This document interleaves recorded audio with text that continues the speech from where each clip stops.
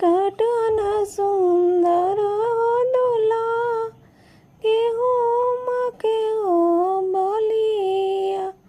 अरे काटत काटत यीशु मावा छूटेला हो पसीनावा। अरे काटत काटत यीशु मावा छूटेला हो पसीनावा।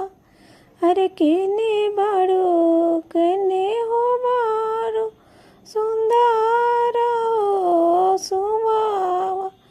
अरे डोलावा ना सुंदर हो सुबावा रसा के हो बेनिया।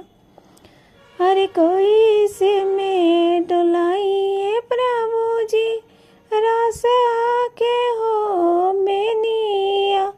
अरे पापा हमरो देखिए